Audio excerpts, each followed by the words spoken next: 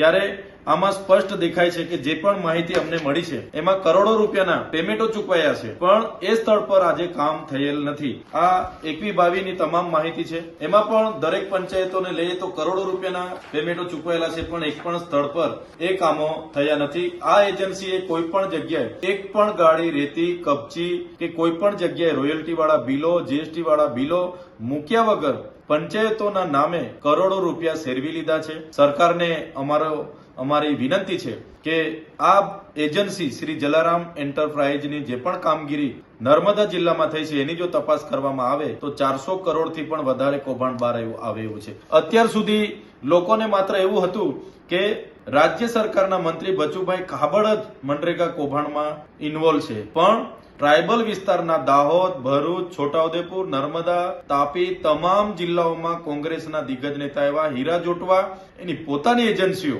અને ભાજપના લોકો સાથે મળીને ભાજપ કોંગ્રેસ ભાઈ સાથે મળીને કરોડોના કૌભાંડો કર્યા છે. આજે હીરા જોટવા આખી કોંગ્રેસ અહીંના પૈસાઓથી આખી કોંગ્રેસ ચલાવી રહ્યા છે. ત્યારે સરકારને અમારી માંગણી છે, એક તો નૈતિકતા સ્વીકારીને બચુભાઈ ખાબડને મંત્રી પદેથી દૂર કરવામાં આવે અને આ હીરાભાઈ જોટવાની જેટલી પણ એજન્સીઓ ટ્રાયબલ વિસ્તારોમાં કૌભાંડો કર્યા છે એમની તપાસ કરાવીને કડકમાં કડક કાર્યવાહી કરવામાં આવે એવી અમારી માંગણી છે.